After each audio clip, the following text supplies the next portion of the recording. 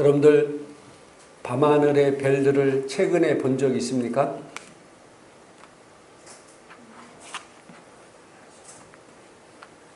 자주 보고 계십니까? 오리온 자리도 있고 북두칠성도 있고 카시오페아도 있고 또 큰 곰 자리도 있고 여러 가지 별자리들이 있죠. 이 아름다운 별들을 잘 보기 위해서 우리가 해야 될 일이 있습니다. 목사님이 갑자기 천문학 시간도 아닌데 별자리를 얘기하나 의아하게 생각하는 분도 있을지 모르겠지만은 우리가 아름다운 별들을 보기 위해서 해야 될 일이 있는데 그게 바로 뭐냐면은 내가 나 쪽에 있는 빛을 줄여야 돼요. 제가 정글의 법칙인가 그것을 이제 자주 보는 편인데 가끔 가다가 정말로 아름다운 별, 막 하늘에 별이 쏟아지는 그런 것들을 보여줄 때가 가끔 많아요. 근데 그런 것들을 우리는 볼 수 없습니다. 그죠? 근데 거기서는 그런 것들이 보여요. 왜 보일까요? 거기 빛이 없기 때문에. 거기 사막이라든지 아니면은 뭐 이런 섬 같은데 이런 데 빛이 없는 곳에서 보기 때문에 정말로 아름답고 진짜 하늘에도 별이 쏟아지는 그런 광경들을 보게 됩니다. 제가 그런 걸 보면서 깨달은 것이 있는데 바로 뭐냐면은 우리가 하나님을 잘 보려면은 우리 하나님 말씀을 잘 깨달으려면 어떻게 해야 될까?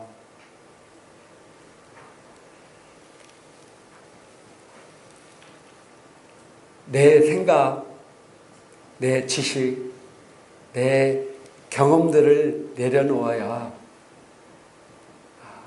하나님의 뜻과 하나님의 마음을 알 수가 있습니다. 하늘의 별들도 내가 너무 내 쪽에 너무 밝으면 하늘의 별들이 안 보이듯이 내 지식과 내 경험과 내 생각이 하나님 말씀보다 강하면 하나님 마음을 알 수도 없고 하나님 말씀을 볼 수도 없습니다.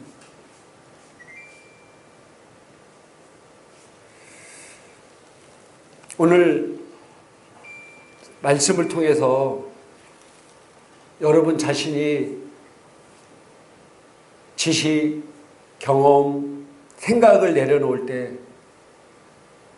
오늘 이 하나님 말씀이 여러분 삶 가운데 십자가와 부활의 능력이 놀랍게 나타나게 될 것이고 물질, 건강, 영혼권, 사람과의 관계, 가정의 문제가 해결될 것이고 하나님의 계획하신 목적대로 살게 될 것입니다.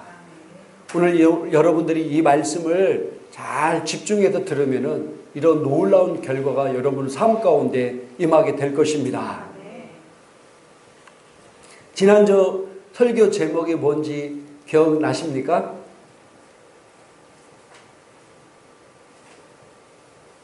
우리 학생들은 다음 주 이제 이번 주가 다 중간고사 시험 기간 학생들이 많은데 너무 열심히 공부하느라고 생각이 안 나십니까? 열심히 공부하는 여러분들을 제가 격려하고 화이팅합니다. 할렐루야. 어제도 도서관에서 많은 학생들이 열심히 공부하고 왔다는 얘기를 들었어요. 화이팅입니다. 지난주 설교 제목이 뭐였죠? 지난주 설교 제목이 십자가와 부활이었습니다. 뭐였다고요? 십자가와 부활. 이 십자가와 부활은 기독교의 핵심 중에서 핵심입니다. 뭐가 기독교의 핵심 중에 핵심이라고요? 이 십자가와 부활이 기독교의 핵심 중에서도 가장 큰 핵심입니다. 그래서 그리스도인이라면은 이 십자가와 부활을 모르고서는 그리스도인이라고 할 수 없어요. 온전한 그리스도인이 될 수가 없습니다.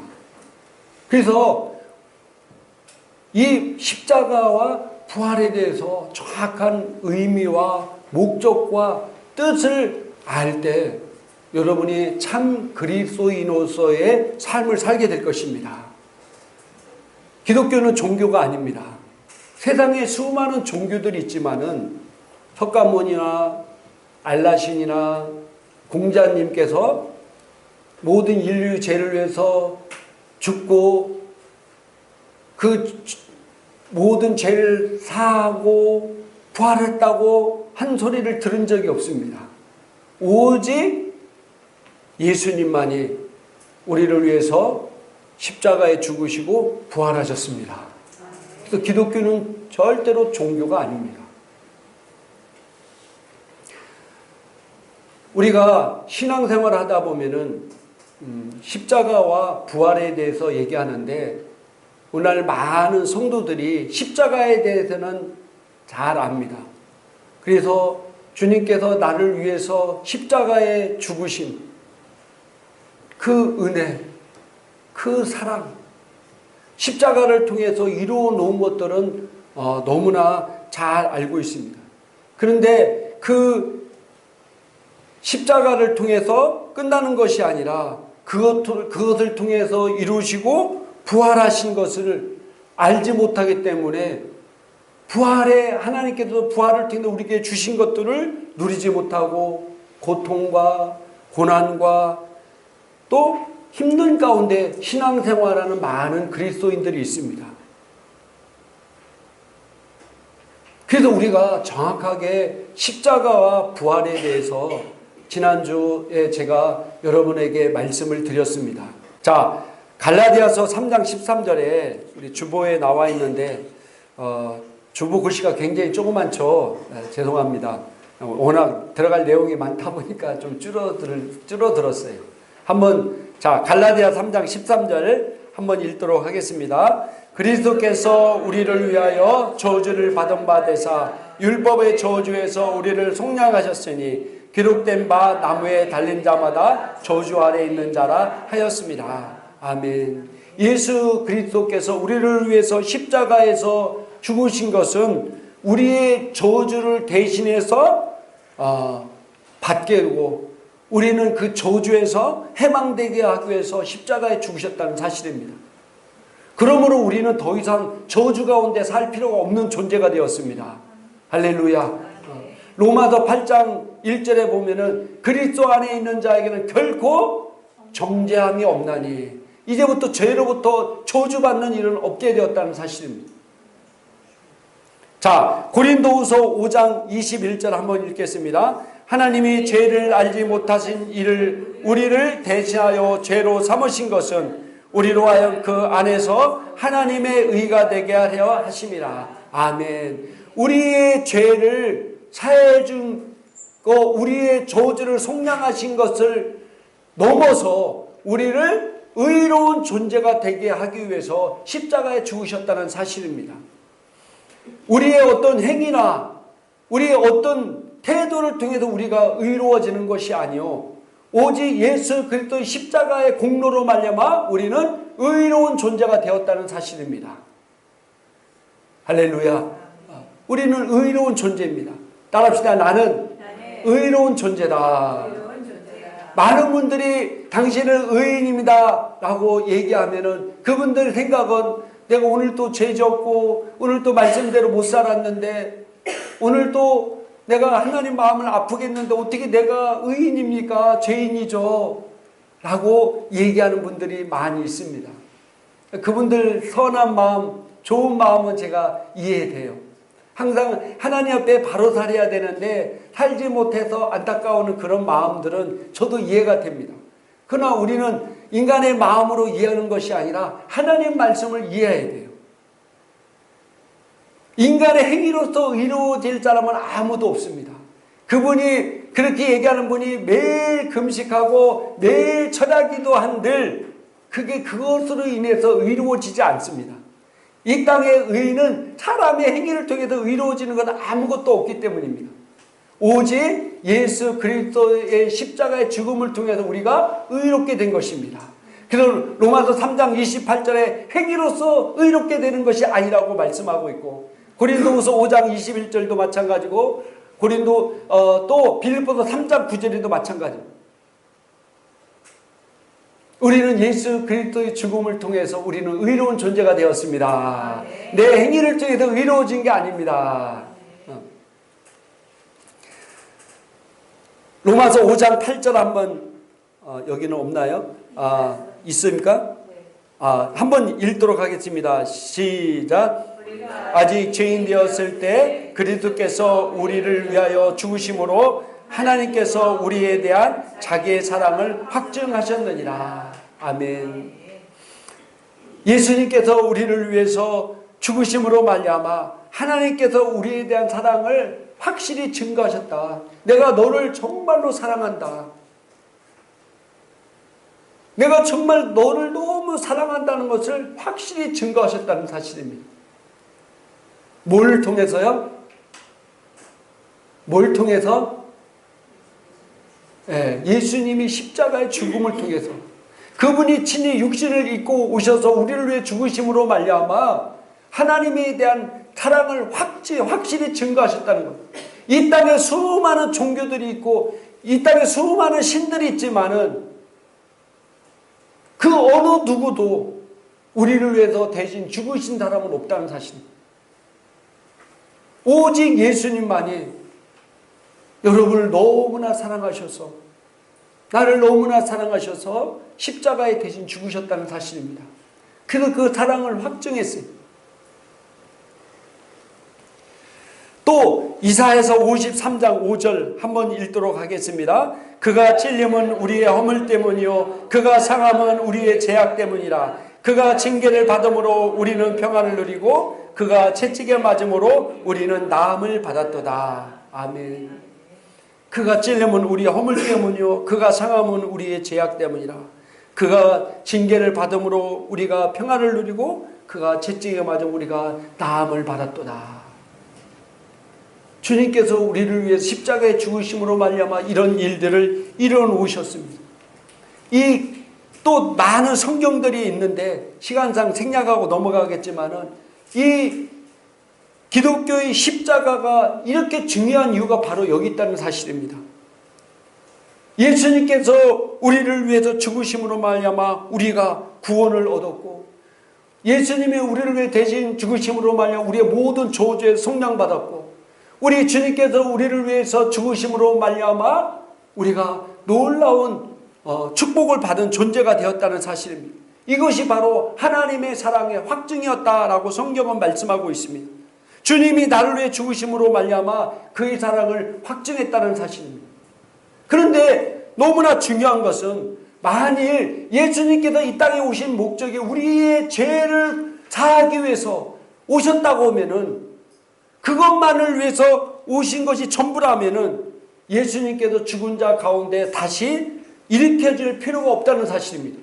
왜냐하면은 예수님의 십자가에 죽으신 그것으로 우리의 모든 죄는 지불됐고, 죄값은 지불됐고 완전한 속죄를 보장했기 때문입니다. 예수님이 십자가에 죽으심으로 말미암아 우리의 모든 죄는 다 속량받았고 우리의 모든 저주는 다 속량받았습니다. 그런데 왜 예수님께서 십자가에 죽으시고 그걸로 모든 것이 다 해결됐음에도 불구하고 다시 부활했을까요? 예수님이 십자가에 죽으셨을 때 그분의 생명으로 죽으심으로 말미암아 우리의 모든 사람의 죄값을 완벽하게 치르셨습니다. 또 모든 인류의 죄의 값을 완벽하게 해결했다는 사실입니다. 그래서 요한복음 3장 16절에 하나님이 세상을 이처럼 사랑하사 독생자를 주셨으니 이는 그를 믿는 자마다 멸망하지 않고 영생을 얻게 하려 하심이라. 하나님이 믿는 자들만을 위해서 십자가에 돌아가시는 것이 아니라 하나님이 세상을 이처럼 사랑하사 독생자를 주셨다는 사실입니다. 모든 인류를 위해서, 모든 이 땅에 있는 그 영혼을 위해서 십자가에 죽으셨습니다. 그래서 완벽하게 모든 죄의 문제를 다 해결하셨습니다. 그래서 그것을 믿기만 하면 누구든지 다 구원받을 수 있도록 만드셨다는 사실입니다. 그런데 왜 예수님께서 부활하셨을까요? 우리에게 부활이 꼭 필요한 이유가 무엇일까요? 성경은 로마서 6장 4절에 이렇게 말씀하고 있습니다. 한번 로마서 6장 4절 한번 읽도록 합니다. 그러므로 우리가 그의 죽으심과 합하여 침례를 받음으로 그와 함께 장사되었나니 이는 아버지의 영광으로 말미암아 그리스도를 죽은 자 가운데서 살리심과 같이 우리로 또한 새 생명 가운데서 행하게 하려 함이라. 아멘. 2000년 전에 예수님께서 십자가에 죽으실 때 나도 그때 함께 십자가에 매달렸고 또 함께 죽었고 또 그와 함께 장사되었고 그로 말미암아 또 영광 가운데 살리심을 입었다라고 성경 우리에게 말씀하고 있습니다. 2000년 전에는 나는 없었는데요.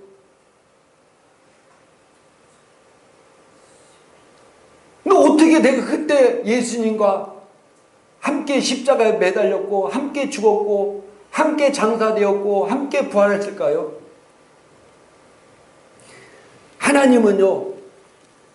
하나님은 그 사랑하는 모든 태어나지 않은 인류까지도 다 포함되어 있는 겁니다. 예를 들어서 수천 년 전에 적어도 몇천 년 전에 아담과 하와가 선악과를 먹고 죽었어요. 그 원죄 때문에 내가 죄인이 되었어요. 나는 그때 없었는데 왜 아담과 하와가 따먹은 것이 왜 내가 죄인입니까? 라고 얘기할 수 있습니다.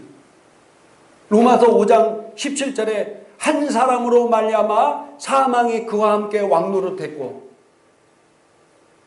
한 사람으로 말미암아 사망이 그와 함께 왕노릇했다고 말씀하고 있습니다.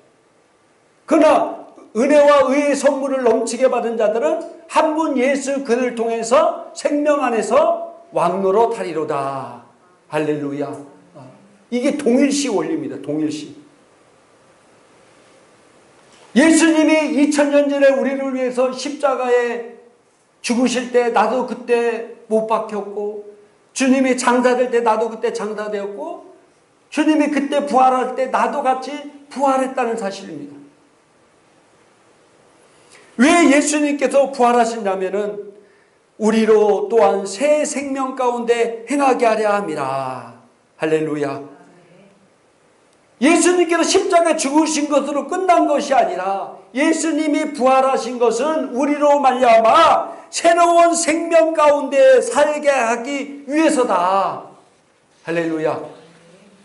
고린도후서 5장 17절에 보니까 고린도후서 5장 17절 한번 읽도록 하겠습니다. 시작. 그런즉 누구든지 그리스도 안에 있으면 새로운 피조물이라. 이전 것은 지나갔으니 보라 새 것이 되었도다. 아멘. 그리스도 안에 있으면 완전히 새로운 종족, 뉴 크리에이션, 새로운 피조물이라는 겁니다. 완전히 내가 예수님 때 죽으시고 부활을 통해서 완전히 새로운 존재로 태어났다는 사실입니다. 새로운 종족, 뉴 크리에이션으로 태어났다는 사실. 하나님이 이 새 생명으로 말미암아 과거에 나는 완전히 죽고 완전히 완벽한 새로운 존재로 태어났다는 사실입니다. 그래도 베드로전서 1장 23절에 한번 읽도록 하겠습니다. 너희가 거듭난 것은 썩어질 씨로 된 것이 아니요 썩지 아니할 씨로 된 것이니 살아있고 항상 있는 하나님이 말씀으로 되었느니라. 너희가 거듭난 것은 썩어질 씨. 여기 썩어질 씨가 페르마는데 사람의 씨입니다. 사람. 다른 말로 하면 정자예요. 이게 사람의 육신으로 거듭난 것이 아니라 썩지 아니할 시 하나님 말씀으로 우리가 완전히 새롭게 됐다는 사실입니다. 우리는 이전에 존재한 적이 없는 완벽한 새로운 종족으로 우리가 새롭게 태어났다는 사실입니다. 할렐루야. 이 완벽한 새로운 종족으로 새로운 피조물로서 우리에게 태어난 것은 바로 에베소서 1장 20절부터 22절까지 한번 읽도록 하겠습니다. 그의 능력이 그리스도 안에서 역사하사 죽은 자들 가운데서 다시 살리시고 하늘에서 자기의 오른편에 앉히사 모든 통치와 권세와 능력과 주권과 이 세상뿐만 아니라 오는 세상에 일컫는 모든 이름 위에 뛰어나게 하시고 또 만물을 그의 발 아래 복종하게 하시고 그를 만물 위에 교회의 머리로 삼으셨느니라. 아멘. 그를 만물 위에 교회의 머리로 삼았다는데 이 교회가 뭡니까? 네. 이 교회가 바로 에클레시아라고 우리 성도입니다. 우리 교회 생각하면 이 예배당을 잘 생각할 경우가 많은데 여기서 말하는 교회는 바로 이 예배당이 아니라 에클레시아, 성도입니다. 성도. 우리의 나의 머리가 되었다는 사실입니다. 나의 머리가 누구라고요? 예수님. 그 예수님께서 모든 통치와 권세와 능력과 주권과 이 모든 것들이 이 세상뿐만 아니라 오는 세상, 천년왕국을 지난 새로운 새 예루살렘, 새 천년 그 시대까지도 영향력을 미칠 그 일을 위해서 부활하셨다는 사실입니다. 그러면서 그분이 바로 우리의 머리가 되셨다. 그래서 에베소 1장 22절부터 23절 쉬운 성경으로 제가 번역해놨는데 한번 읽어보겠습니다. 하나님께서는 만물을 그의 발 아래 두시고 그리스도를 교회의 머리로 삼으셨습니다. 교회는 그리스도의 몸이며 모든 것을 넘치도록 채우시는 분이 계신 곳입니다. 아멘. 교회는 그리스도의 몸이며 모든 것을 넘치도록 채우시는 분이 계신 곳이다. 바로 우리가 그렇다는 거예요. 할렐루야. 여러분들 머리가 따로 있고 몸이 따로 놉니까? 그렇게 사는 사람이 있습니까? 바로 그 우리의 머리가 예수 그리스도이기 때문에 우리는 그의 몸입니다. 그래서 하나 되었어, 하나. 그래서 예수님께 주신 모든 통치와 권세와 능력과 주권이 이 세상에 있을 뿐만 아니라 오는 세상에도 우리는 그런 존재로서 살도록 새 생명 가운데서 새롭게 태어났다는 사실입니다. 새로운 종족이 되었다는 사실입니다. 누가 그렇게 됐다고요? 내가 예수님의 부활하심으로 말미암아 내가 그런 존재가 되었다는 사실입니다. 그래서 빌립보서 2장 8절부터 11절까지 한번 읽어보도록 하겠습니다. 사람의 모양으로 나타나사 자기를 낮추시고 죽기까지 복종하셨으니 곧 십자가에 죽으심이라. 이러므로 하나님이 그를 지극히 높여 모든 이름 위에 뛰어난 이름을 주사 하늘에 있는 자들과 땅에 있는 자들과 땅 아래에 있는 자들로 모든 무릎을 예수의 이름에 무릎 꿇게 하시고 모든 입으로 예수 그리스도를 주라 시인하여 하나님 아버지께 영광을 돌리게 하셨느니라. 아멘.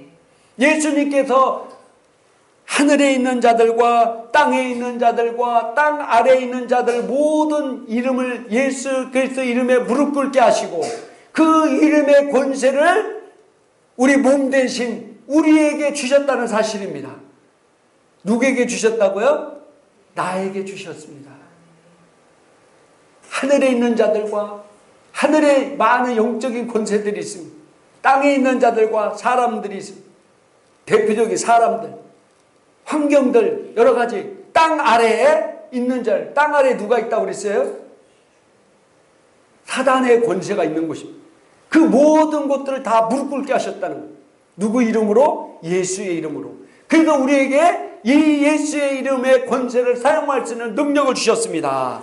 그래서 마태복음 28장 18절부터 20절까지 이렇게 우리에게 말씀하고 있습니다. 한번 읽겠습니다. 예수께서 나와 말씀하여 이르시되 하늘과 땅의 모든 권세를 내게 주셨으니 그러므로 너희는 가서 모든 민족으로 제자를 삼아 아버지와 아들과 성령의 이름으로 침례를 베풀고 내가 너희에게 분부한 모든 것을 가르쳐 지키게 하라. 볼지어다 내가 세상 끝날까지 너희와 항상 함께 있으리라 하시니라. 아멘. 하늘과 땅의 모든 권세를 예수님께 주셨습니다. 그 권세를 예수님이 우리에게 주셨다는 사실입니다. 그래서 그 권세를 가지고 너희는 가서 모든 민족을 제자를 삼고 아버지 아들과 성령 이름으로 침례를 베풀고 내가 너희가 분부한 모든 것을 가르쳐 지키게 하라. 그게 우리의 사명입니다. 하나님이 우리에게 향하신 하나님의 목적이고 이 땅에 태어난 목적이고 우리의 사명인 것입니다. 누가복음 10장 19절 한번 읽겠습니다. 내가 너희에게 뱀과 정갈을 밟으며 원수의 모두 능력을 제어할 권능을 주었으니 너희를 해칠 자가 결코 없으리라. 내가 너희에게 이 예수님의 권세를 통해서 뱀과 정갈을 밟으며 원수의 모두 능력을 제어할 권능을 주었다는 사실입니다. 너희를 해칠 자가 결코 없으리라. 나를 해칠 수 있는 것은 이 땅에 어떤 것도 없습니다. 내가 그것을 허용하지 않는 한 어떤 것도 나를 해칠 수 있는 것이 없습니다. 여러분 지금 물질 때문에 막 너무 힘들어하는 사람이 있습니까? 그 물질이 여러분을 절대로 해칠 수 없습니다. 담대하십시오. 두려워 마십시오. 여러분 혹시 건강 때문에 막 두려워하고 있습니까? 병원에 갔는데 의사가 오래 못 살겠습니다. 한 50년밖에 못 살겠습니다. 그런 진단 받으셨습니까? 두려워하지 마세요. 내가 너와 함께함이라. 하나님께서 우리에게 놀라운 권세, 예수 이름의 권세를 주셨습니다. 마귀가 우리 가정을 흔들고 있습니까? 자녀들을 흔들고 있습니까? 두려워하지 마시기 바랍니다. 우리에게는 놀라운 예수 이름의 권세가 있습니다. 하나님께서 아들 예수의 부활을 통해서 우리에게 주신 놀라운 권세, 예수 이름의 권세가 우리에게 있다는 사실입니다. 기도하시기 바랍니다. 우리 학생들 가운데 혹시 나를 괴롭히는 사람이 있습니까? 우리에게는 놀라운 예수님의 권세가 있습니다. 믿음으로 나가시기 바랍니다. 요즘 시대가 너무나 많이 타락했고 너무나 험악한 세상에 세상 사람들은 살고 있어요. 우리는 아닙니다. 요즘 제가 뉴스를 가끔가다 보니까 갑자기 알지도 못하는데 남자가 막 달려들어서 아가씨 막 코뼈를 부러뜨리고 막 또 심지어는 막 칼로 전혀 모르는 사람인데 일면 알지도 못하는 사람인데 갑자기 막 달려들어서 두들겨 패지를 않나? 칼로 막 찔러 죽이지를 않나? 그런 우리가 뉴스를 접할 때마다 우리가 두려움 가운데 살고 있습니다. 우리 말고 세상 사람들은 야 나도 어떻게 언제 이거 이러가다가 누가 갑자기 나의 칼로 막 찔러대고 두들겨 패고 막 그럼 어떻게 하지? 우리는 두려워할 필요가 없습니다. 우리는 어떤 사단의 권세를 이길 수 있는 예수 이름의 권세가 나에게 주어졌기 때문입니다. 놀라지 말라. 두려워하지 말라. 내가 너와 함께함이라. 아무것도 염려하지 말고 모든 일에 기도와 간구 너희 구할 것을 감사함으로 하나님께 아뢰라. 그럼 이 모든 평안이 너희에게 함께하리라. 할렐루야. 하나님께서 우리가 함께하십니다. 두려워할 거 없습니다. 세상 사람들은 그것 때문에 두려워도 우리는 두려워할 필요가 없습니다. 왜냐하면 내 안에 계신 이가 세상인 자보다 크기 때문입니다. 우리는 이미 종복자보다 나은 자입니다. 이 놀라운 이 부활의 비밀이 사단도 알지 못했고 천사들도 놀라움을 알기 원했던 대단한 사실. 이 부활의 능력을 통해서 우리에게 주신 놀라운 권세가 바로 부활의 새 생명을 통해서 우리에게 주신 것인 것입니다. 자, 그런데 여러분 이것이 믿어집니까? 자, 여기를 한번 잘 보세요. 이게 믿어집니까? 예수 그리스도의 부활을 통해 하나님께서 우리에게 이루어 놓으신 사실들이 믿어집니까?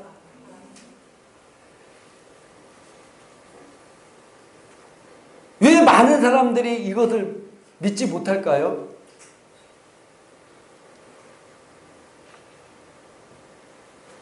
심지어는 교회에 다니는 사람들조차도 믿지 못하는 사람들이 너무 많습니다. 왜 그럴까요? 인본주의적 가치관 속에 살고 있기 때문입니다. 오늘 설교 제목이 인본주의 대 신본주의입니다. 제가 오늘 인본주의를 집중적으로 얘기하지만 인본주의 반대가 바로 신본주의입니다. 왜 우리가 이것을 믿지 못할까요? 예수님께 부활을 통해 십자가와 부활을 통해서 이 놀라운 사실을 우리에게 이루어 놓았는데 왜 우리가 이것을 믿지 못할까요?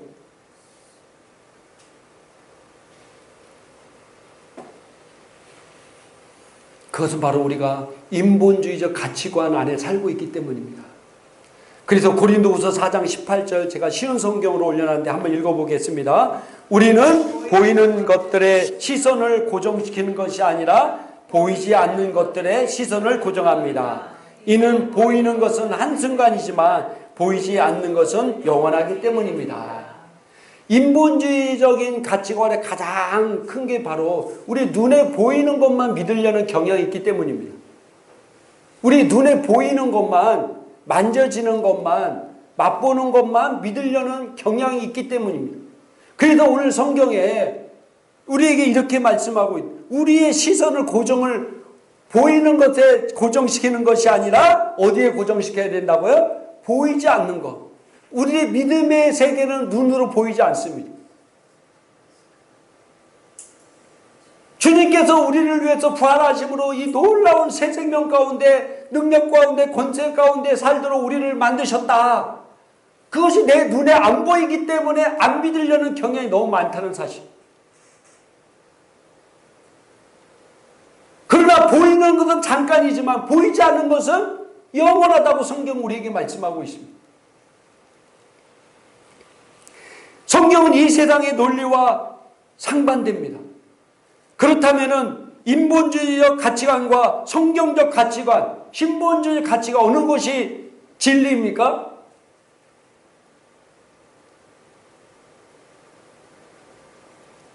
어떤 것이 진리입니까?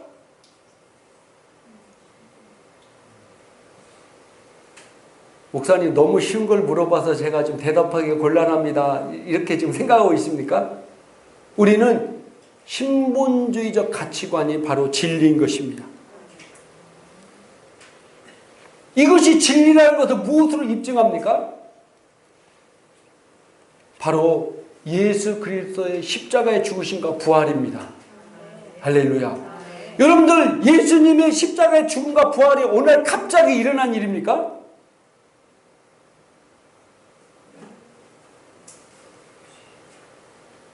예수님이 십자가의 죽음과 부활이 갑자기 일어나는 것입니까? 아닙니다. 이미 수천 년 창세기 때부터 예수님께서 우리를 위해 십자가에 죽으시고 부활할 것을 이미 다 예언하셨습니다. 서기관들과 바리새인들이 예수님을 믿지 않았지만은 동방박사들이 예수님의 탄생의 얘기를 듣고 그 동방 멀리서 예수님을 찾아왔어요. 그들이 예수님은 왕이니까 헤롯 궁정에서 낳았겠다 해서 헤롯 왕에 찾아갔어요. 나중에 헤롯 왕이 놀래가지고 왕이 태어난다고 하니까 자기 자리가 위태해지나 놀래가지고 바리새인과 서기관들을 딱 불렀을 때 그들이 성경대로 쭉 얘기하면서 예루살렘 태어날 것을 예언했다고 이렇게 말씀하고 있어요. 이미 성경의 수천 년 전에 창세기 때부터 예수님이 이 땅에 태어날 것을 예언했다는 사실입니다.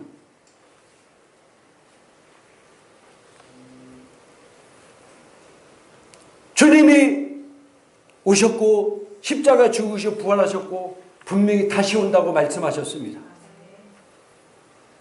다시 올 때는 이런 일들이 일어날 것이라고 요한계시록에 된 다니엘서의 모든 걸 다 예언이 되어 있습니다. 그리고 반드시 주님은 오십니다. 재림하시고 이 땅을 심판하게 될 것입니다. 그게 갑자기 일어나는 게 아닙니다. 이미 성경에 다 기록되어 있고 예언된 것입니다.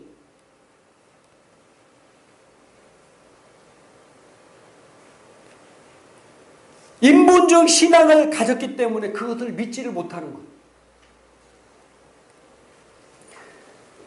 이 진리 위에 세워진 교회를 무너뜨리는 것이 바로 인본주의입니다. 유럽 교회들이 지금 다 무너져가고 있습니다. 너무나 마음 아픈 일입니다.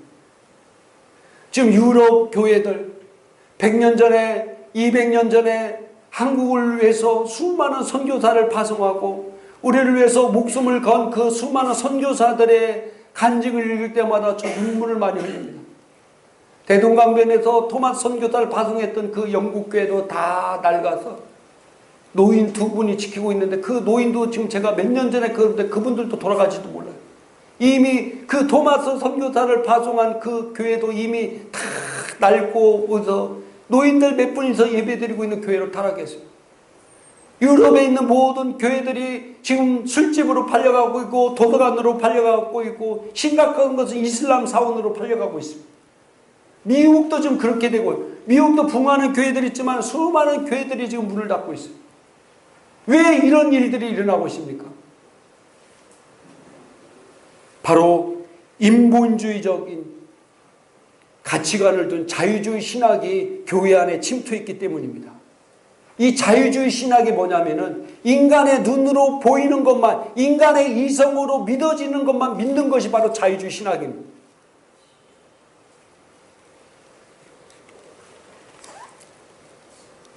인간의 이성으로 이해되지 않는 것들은 부정합니다.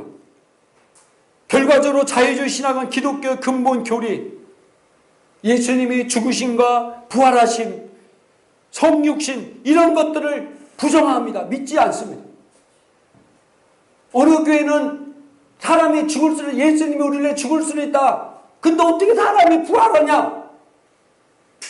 어떻게 죽은 사람이 다니지 않았느냐? 교회에 다니면서 신앙생활도 부활을 믿지 않는 성도들이 너무 많아요. 이건 성도가 아닙니다.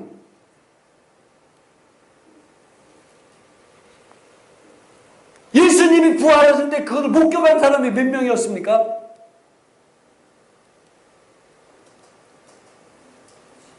예수님이 다시 사셔서 부활하시는 모습을, 하늘에 다시 올라가는 모습을 본 사람들이 있어요.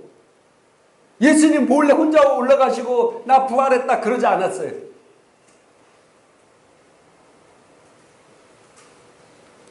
고린도전서 15장 6절에 보니까 한번 읽도록 하겠습니다. 고린도전서 15장 6절. 제가 쉬운 성경을 번역해서 읽겠습니다. 그 후에 한변에 500여명이 넘는 사람들에게도 나타났다는 사실입니다. 그 사람들 중에는 이미 죽은 사람도 있지만 대부분은 아직도 살아 있습니다. 500명이 넘는 사람들에게 예수님 보이셨다는 사실입니다. 죽으셨다가 부활하신 모습을 500명이 넘는 사람들이 그 당시 보았습니다.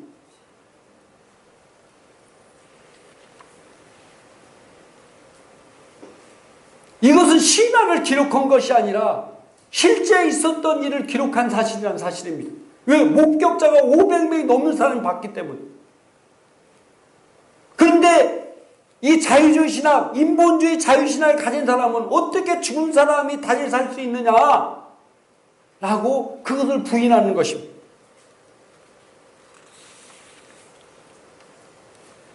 이렇게 교회에 들어온 인본주의 가치관은 하나님 말씀에 인간의 생각을 첨가하는 형태로 나타나게 되었습니다. 하나님 말씀에 인간의 생각을 섞는 순간 그에게서 하나님의 말씀은 더 이상 진리가 아니며 하나님의 말씀은, 말씀의 능력은 사라지게 된다는 사실입니다.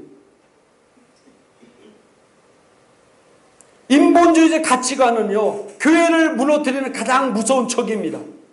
인본주의적 가치관을 가진 사람은 교회 안에서 예수 그리스도를 따르는 게 아니라 자기를 따르게 교회 안에 파당을 만들고 교회를 대적하게 만듭니다. 인본주의 가치관의 가장 큰 문제는 하나님의 말씀의 능력을 누리지 못하게 한다는 사실입니다. 이 인본주의적 가치관을 가진 사람, 그런 사람들은 하나님의 것을, 말씀의 것을 믿지 못하는 사람들에게는 하나님의 말씀의 능력이 그 삶 가운데 나타날 수가 없습니다. 하나님께서 우리에게 십자가 부활을 통해서 이런 놀라운 이 생명, 이 새로운 생명을 우리가 믿지 못한다고 하면은 그 말씀의 능력 가운데 살 수 없는 존재로 만든다는 사실. 그래서 오늘날 유럽 교회고 미국 교회가 텅텅텅 비어가는 가장 큰 이유가 뭡니까? 하나님 말씀을 믿지 못하고 능력 없는 신앙생활하기 때문에, 무기력한 신앙생활. 어떻게 이슬람은 막 점점 번성하고 점점점 커지는데 왜 어떻게 기독교는 점점 줄어듭니까?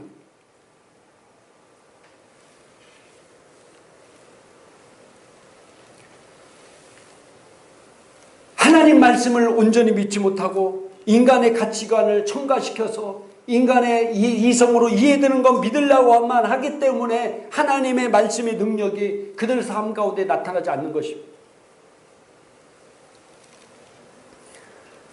성경에 아무것도 염려하지 말라 라고 얘기했을 때 많은 사람들이 어떻게 삶의 많은 문제들은 어떻게 염려하지 않고 살 수 있어? 라며 자기 생각을 여기다 집어넣습니다. 그렇기 때문에 그 사람은 아무것도 염려하지 말라는 하나님의 말씀의 능력, 그 마음과 생각 가운데 역사하는 평안을 누릴 수 없게 된다는 사실입니다. 에덴 동산에서 사단이 하와에게 나타나서 선악과를 따먹으면 네가 정령 죽는다고 했는데 정령 죽을까? 라며 의심을 들게 하고 인간의 생각을 갖게 만들었어요. 인간의 생각을 그 안에다 섞어 놓았습니다. 그것이 바로 인류의 멸망의 길이었다는 사실입니다. 이렇게 교회에 들어온 인본주의 가치관은 하나님 말씀에 대한 인간의 생각을 섞어서 결국 교회를 무너뜨리게 만듭니다. 이것이 바로 사단의 전략이고 사단의 일입니다. 지금 우리는 성경적 가치관이 땅에 떨어져 있고 세속적인 인본주의 가치관이 지금 한국 교회는 마찬가지고 온 유럽 교회, 미국 교회에 지금 휩쓸고 있습니다. 이게 바로 교회의 위기고 목회자의 위기고 성도 위기 시대에 살고 있습니다.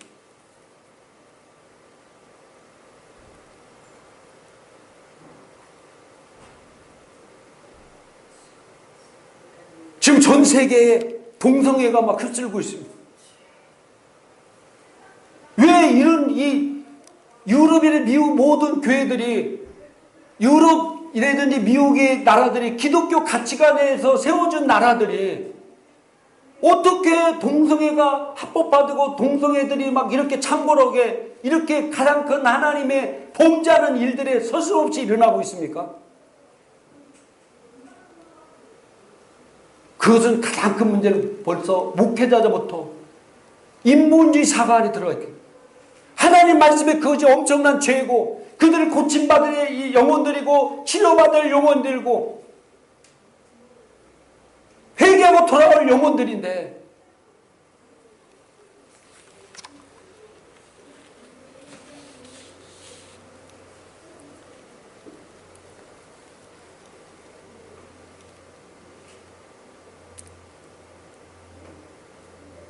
동성애가 개인의 인권이며 보호할 대상이라고 이렇게 생각하는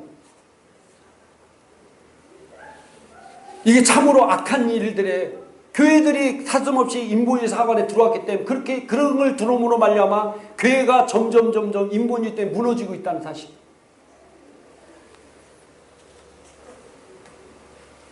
우리는 어떤 시대적 상황이라든지 어떤 세상적 가치관에 타협하지 않고 하나님 말씀대로 우리는 살아야 나가야 되는 것입니다. 그래서 로마서 12장 2절 제가 한글 킹제임스 성경으로 옮겨놨는데 한번 읽어보도록 하겠습니다. 너희는 이 세상과 일치하지 말고 너희의 생각을 새롭게 함으로써 변화를 받아 하나님이 선하시고 기뻐하시고 온전한 뜻이 무엇인지 입증하도록 하라. 아멘. 너희는 이 세상과 이 세상 가치관과 이 세상 삶과 이 세상 사람들이 생각하는 것과 일치하지 말고 너의 생각을 새롭게 함으로 변화를 받아 하나님이 선하시고 기뻐하시고 온전한 뜻이 무엇인지 분별하도록 하라. 이 세상의 가치관과 이 세상 사람들이 쫓는 것대로 살지 말고 시편 1편 1절에 복 있는 사람은 악인들의 꾀를 따르지 아니하며, 이 악인들이라는 것이 뭐라고 그랬습니까? 바로 세상적 가치관이 바로 악인들입니다. 따르지 아니하고 하나님 말씀을 죄하러 그 따른 대로, 이런 사람들은 시냇가에 심은 나무가 천을 따라 열매를 맺은 것 같이 우리 삶은 놀라운 은혜와 축복 가운데 거하게 된다는 사실입니다. 내 안에 인본주의 가치관을 얼마나 빼느냐가 신앙생활의 성공의 유무를 가리게 위해 된다는 것입니다. 내가 하나님 말씀을 들었을 때 그 말씀을 내 인간의 이성으로, 지식과 경험으로 생각해서 해석하는 것이 아니라 하나님의 말씀을 말씀으로 해석하고 믿음으로 나갈 때 그 삶의 결과를 누리는데 내 인간적인 생각으로 해석해버린다고 하면 하나님의 능력을 체험할 수 없다는 사실입니다. 우리 새로운 피조물 된 우리는, 의인된 우리는 믿음의 삶입니다. 그래서 고린도후서 5장 7절 쉬운 성경으로 번역했는데 한번 읽어보도록 합니다. 사실 우리는 믿음으로 사는 것이지 보는 것으로 사는 것이 아닙니다. 이게 바로 새로운 피조물의 삶입니다. 오늘 고린도후 5장 7절에 여기 나왔지만 17절에 바로 새로운 피조물이 나옵니다. 쭉 나옵니다. 새로운 피조물의 삶이 보는 것으로 사는 것이 아니라 보이지 않는 것으로 사는 삶. 우리의 삶은 믿음으로 사는 삶이다 라고 성경은 말씀하고 있습니다. 로마서 1장 17절에도 성경은 이렇게 우리에게 말씀하고 있습니다. 읽겠습니다. 복음에는 하나님의 의가 나타나서 믿음으로 믿음에 이르게 하나니 기록된 바 오직 의는 믿음으로 말미암아 살리람과 같으니라. 아멘. 믿음으로 믿음에 이르게 하나니, 오직 의는 뭘로 산다고요? 믿음으로 산다.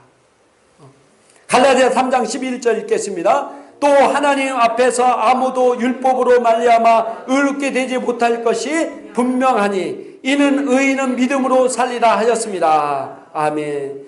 믿음이란 뭡니까? 하나님의 말씀을 믿는 것입니다. 물론 우리가 신앙적으로 어릴 때는 조그마한 믿음이 있을 수도 있습니다. 적은 믿음도 내가 점점 크게 만들어져 가는 것입니다. 우리는 믿음은 성장하기 때문입니다. 그거는 적은 믿음을 또 자꾸 체험하다 보면은 나도 모르게 큰 믿음으로 성장하게 된다는 사실입니다. 하나님을 믿는 여러분은 이미 여러분 안에 믿음이 있습니다. 할렐루야. 내 안에 놀라운 믿음이 있습니다. 베드로후서 1장 1절에 보니까 동의로운 보배로운 믿음을 가진 자들에게라 성경은 말씀하고 있고요. 로마서 12장 1절에도 이렇게 우리에게 말씀하고 있습니다.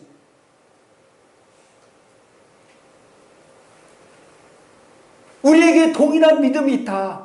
그 믿음을 발전시킬 일을 우리에게 주어졌다는 사실입니다. 인본주의가 심화되면은요, 교회 다니면서 지옥을 믿지 못하는 사람들이 너무 많아집니다. 교회를 다니면서 지옥이 어디 있어 이렇게 하는 사람이 너무 많아져요.